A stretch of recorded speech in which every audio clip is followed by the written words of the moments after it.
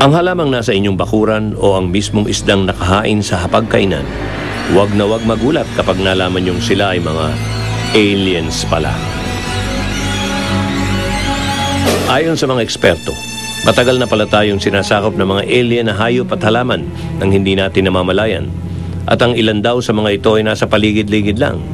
Invasive alien species kung sila ay tawagin. Ito yung mga species na dinala galing sa ibang bansa, dinala sa atin. Ito ay tinawag na invasive dahil sila ay mabilis kumalat.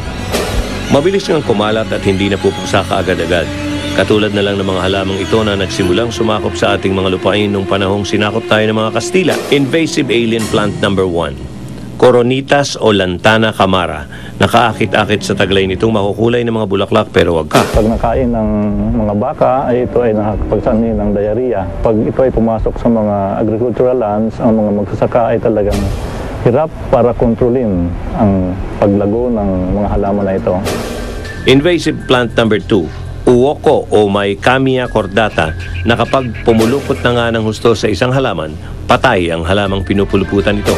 Yung Micania cordata nga ay isang halaman na pag pinutol, yung naputol na bahagi ng katawan niya ay tumutubo din. Invasive alien plant number 3. Mula sa Papua New Guinea, buyo-buyo o Piper aduncum na target sakupin ang buong Mindanao. Sa lahat ng sulok ng Mindanao, nandoon nito at siyang umuukupa ng mga abandonang lupa sa Mindanao ngayon.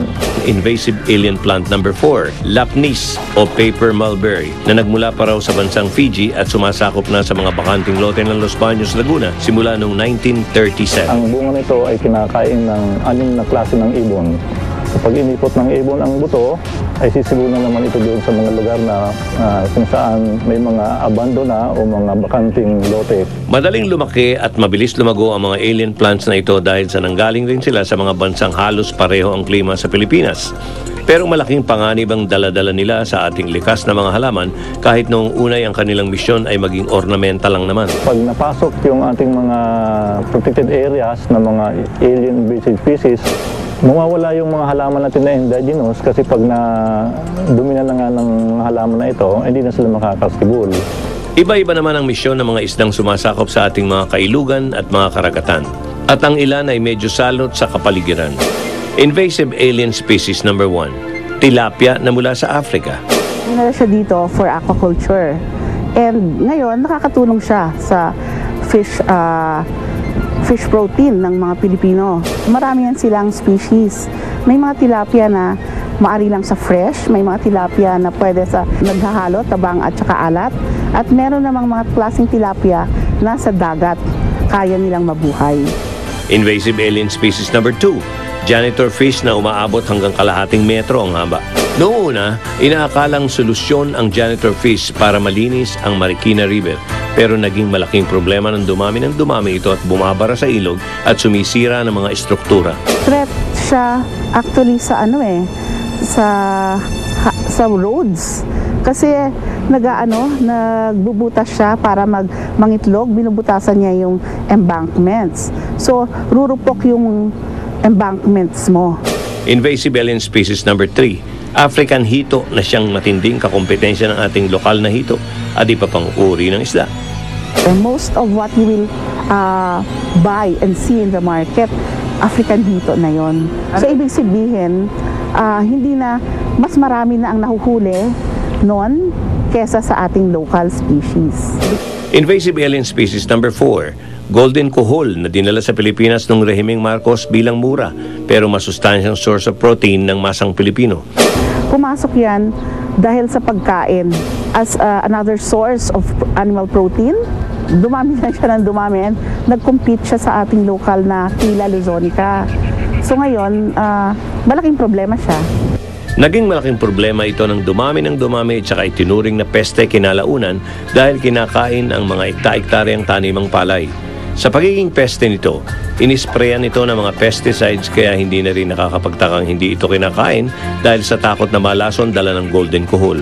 Maganda man o masama ang resulta ng pagsakop sa atin ng mga invasive alien species, mapaisda o halaman man yan, maigi nang makinig at sundin ang payo sa atin ng mga eksperto.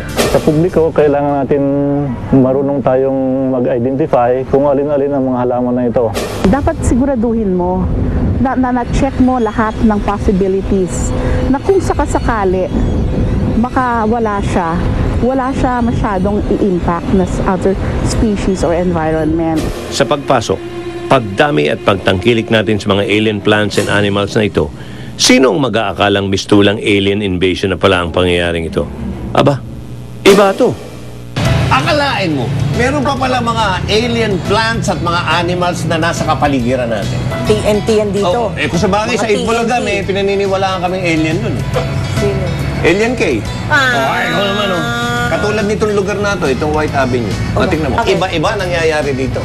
Sino, Ano pag meron? Wednesday, may pole dancing. Oh! Pag Thursday, Ledge dancing naman. dancing. Aba, iba naman yun. Iba Susunod. naman. pag Friday, Singles party. Singles party, pwede ka dito. Okay. Oo. Pag Saturday, university. Universe. Mga estudyante Okay, naman at yan. Kung ano-ano pa. Okay, no. Talagang kakaiba, Iba, no? iba yan. Ayan, no. At siya po iinog nga ang aming mga kwento ngayong gabi. Sa kakaiba. Sa Ingles, Rare. rare. Umpisahan natin dito. Unique. Mga rare na sakit.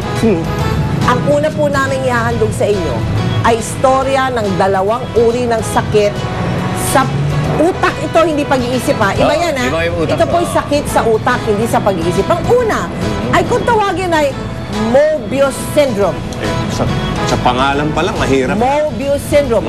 O ito pa isa, Guillain-Barré syndrome. Yan naman yung biglang nanghihina naman ang nakakamatay yan parts, ang Guillain-Barré. So ito pong dalawang ito ay ating alamin nga. Ano ba yung Oo causing mga sakit na yan? Mga mata mo ba'y hindi kumukurap? Sa pagtulog mo ay parati kang dilat. Kahit malungkot, galit at masaya, sa mga ay hindi makikita. Huwag mo nang hintayin na isang araw ay bigla kang manigas at hindi makakilos dahil baka ikaw ay may hindi pangkaraniwang karamdaman na kung tawagin Mobius syndrome. Ang Mobius syndrome ay isang rare congenital neurological disorder. Sa Pilipinas, tinatayang 11 lamang ang may ganitong karamdaman. It's a congenital anomalies. Makikita mo na pag umiyak ng bata, wala siyang mga creases, walang expression. Ang ilan ay walang kakayahang isara ang mga mata kahit ito ay tulog.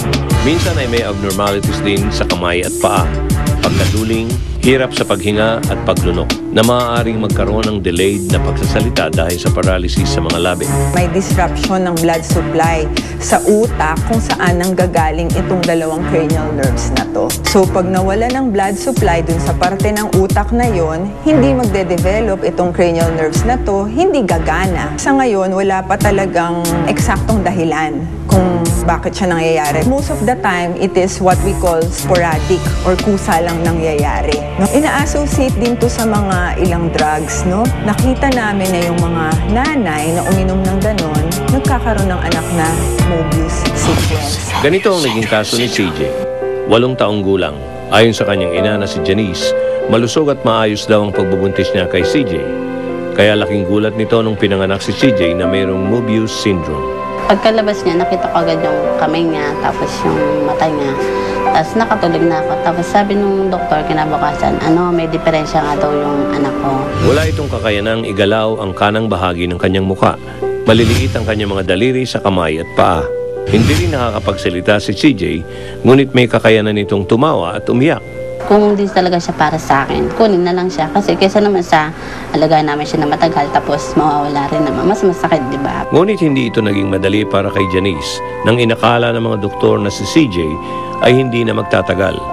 Nagpasya si Janice na iuwi na lamang ang anak at doon sa kanilang bahay gugulin ang natitira pang 3 buwan sa buhay ng kanyang anak.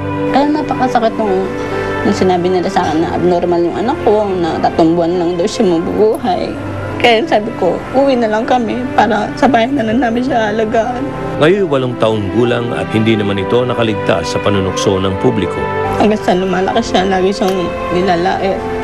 Kasi napakasakit kaya noon sasabihin na abnormal yung anak mo. Bagamat ang Mobius syndrome ay wala pang lunas, meron naman daw therapy sa rare disease na ito.